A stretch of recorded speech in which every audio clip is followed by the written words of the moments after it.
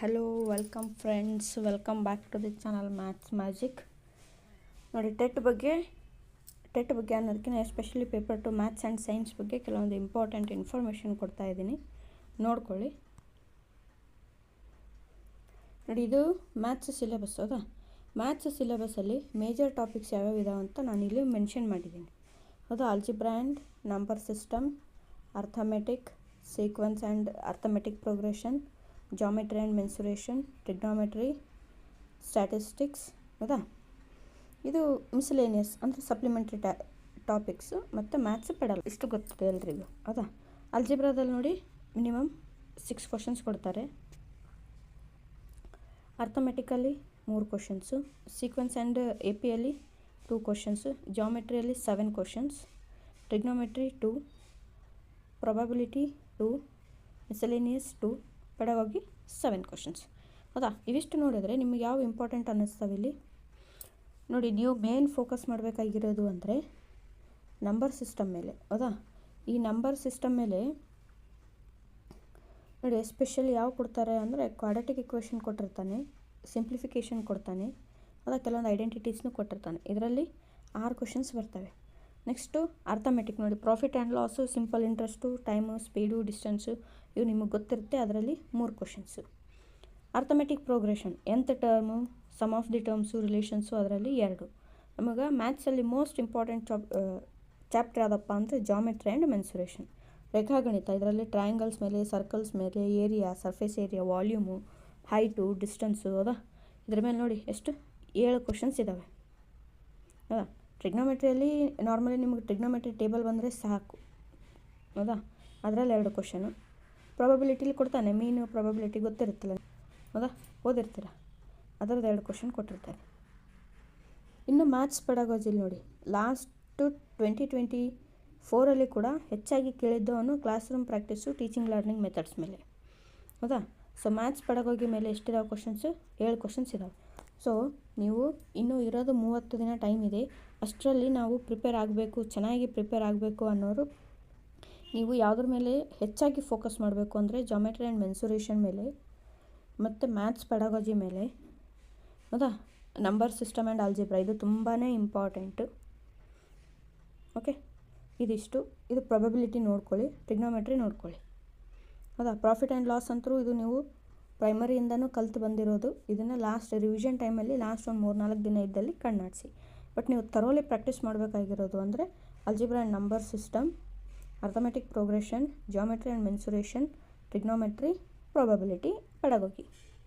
ಹೌದಾ, ಇದಿಷ್ಟನ್ನು ಅದರ ಜೊತೆಗೆ ನೋಡಿ, ನಿಮಗೆ ಎಕ್ಸಾಮಲ್ಲಿ ಟೈಮ್ ಸೇವ್ ಆಗಬೇಕು ಅಂದರೆ ನೀವೇನು ಮಾಡಿ, ಸ್ಕ್ವಯರ್ ರೂಟ್ಸು, ಕ್ಯೂಬ್ ರೂಟ್ಸ್ನ ಪರ್ಫೆಕ್ಟಾಗಿ ನೋಡ್ಕೊಳ್ಳಿ.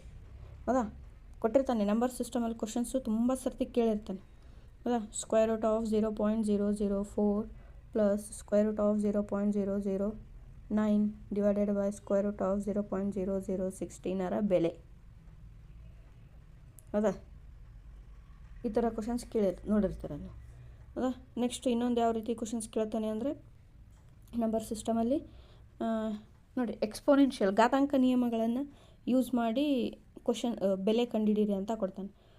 ಫಾರ್ ಎಕ್ಸಾಂಪಲ್ ಹೇಳಬೇಕು ಅಂದರೆ x to the power a plus b plus y to the power b plus c ರ ಬೆಲೆ. ಹೌದಾ, ಇಲ್ಲ ಇಲ್ಲಿ ಮಲ್ಟಿಪ್ಲೈ ಕೊಟ್ಟಿರ್ತಾನೆ. ಇಲ್ಲಾಂದರೆ x divided by y to the power a plus b y divided by z whole to the power b plus c ರ ಬೆಲೆ.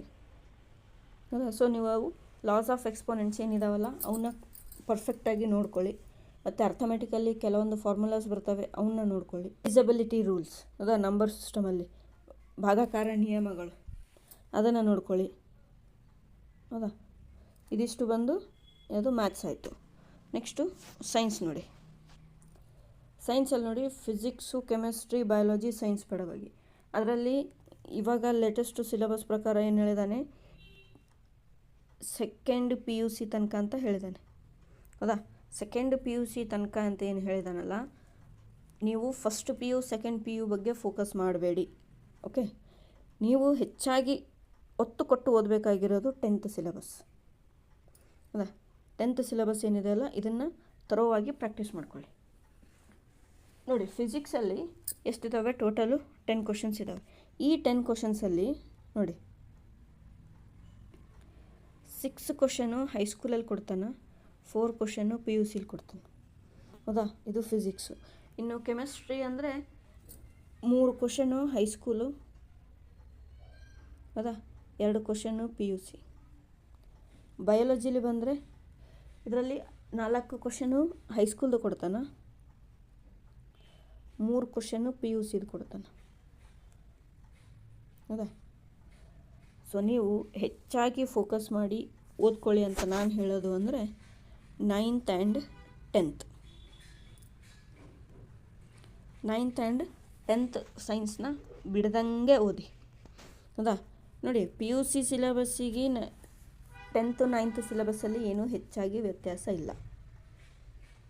ಹೌದಾ, ಈ ಮೋಷನ್ ಏನಿದೆ ಅಲ್ಲ ಇದು 9thಲ್ಲೂ ಇದೆ, PUC ಫಸ್ಟ್ ಇಯರಲ್ಲೂ ಇದೆ.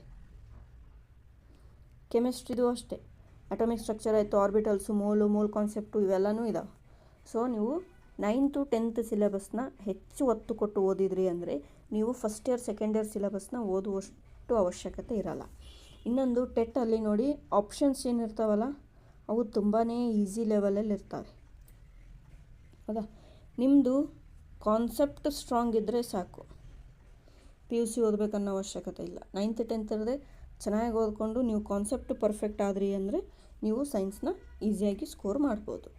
ಇನ್ನೊಂದು ನೋಡಿ, ಸೈನ್ಸು ಎಷ್ಟು ಸಾಧ್ಯ ಆಗುತ್ತೋ ಅಷ್ಟು ಪ್ರಿಪೇರ್ ಆಗಿ. ಅದ ಸೈನ್ಸ್ ಪೆಡಾಗೋಗಿಲಿ ನೋಡಿ 8 ಕ್ವಶನ್ಸ್ ಬರ್ತವೆ. ಸೊ ನನ್ನ ಪ್ರಕಾರ ಈ ಫಿಸಿಕ್ಸು, ಕೆಮಿಸ್ಟ್ರಿ, ಬಯಾಲಜಿಲಿ ನಾವು ಯಾವುದಕ್ಕೆ ಹೆಚ್ಚು ಒತ್ತು ಕೊಟ್ಟು ಓದಬೇಕು ಅಂದರೆ first physics, second biology, third chemistry.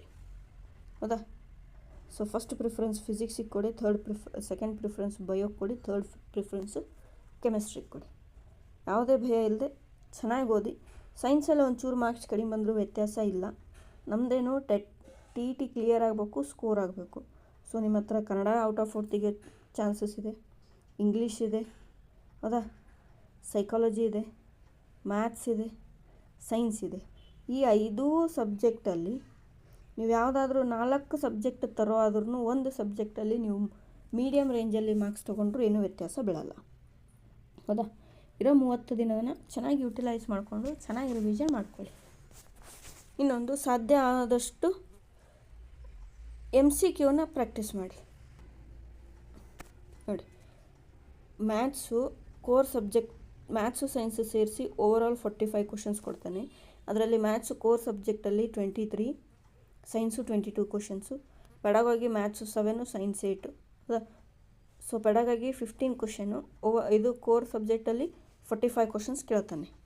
So totally 60 questions. ಹೌದಾ, ಮ್ಯಾಥ್ಸಲ್ಲಿ ಹೈ ವೇಟೇಜ್ ಟಾಪಿಕ್ಸ್ ಬಂದು ಜಾಮೆಟ್ರಿ ಆ್ಯಂಡ್ ಮೆನ್ಸುರೇಷನ್ ಆಗಲೇ ಹೇಳಿದೆ, ಅಲ್ಜಿಬ್ರಾ ಆ್ಯಂಡ್ ನಂಬರ್ ಸಿಸ್ಟಮ್. ಹೌದಾ, ಸೈನ್ಸಲ್ಲಿ ಫಿಸಿಕ್ಸ್.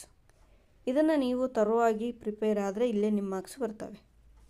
ಬ್ಯಾಲೆನ್ಸ್ ಹೆಂಗೆ ಮಾಡಬೇಕಪ್ಪ ಅಂದರೆ ಬ್ಯಾಲೆನ್ಸ್ ಕೋರ್ ಸಬ್ಜೆಕ್ಟ್ ಪ್ಲಸ್ ಪೆಡಾಗೋಗಿ. ಬರೀ ಕೋರ್ ಸಬ್ಜೆಕ್ಟ್ ಅಷ್ಟೇ ಓದೋದಲ್ಲ, ಹಾಗಂತೇಳಿ ಬರೀ ಪೆಡಾಗೋಗಿ ಅಷ್ಟೇ ಓದೋದಲ್ಲ. ಕೋರ್ ಸಬ್ಜೆಕ್ಟಿಗೆ 75% ವೇಟೇಜ್ ಇದೆ, ಪೆಡಾಗೋಗಿಗೆ 25% ವೇಟೇಜ್ ಇದೆ. ಸೊ ಎರಡನ್ನೂ ನೀವು ಬ್ಯಾಲೆನ್ಸ್ ಮಾಡ್ಕೊಂಡು ಓದಬೇಕು. ಪೆಡಾಗೋಗಿ ನೋಡಿ, ನೀವು ಸೈಕಾಲಜಿ ಓದಿದರೆ ಅಲ್ಲಿ ಪೆಡಾಗೋಗಿ ಕವರ್ ಆಗುತ್ತೆ. ಓಕೆನಾ ಫ್ರೆಂಡ್ಸ್, ಇಷ್ಟು ನಾನು ಕೊಡಬೇಕಂದಿರೋ ಮಾಹಿತಿ.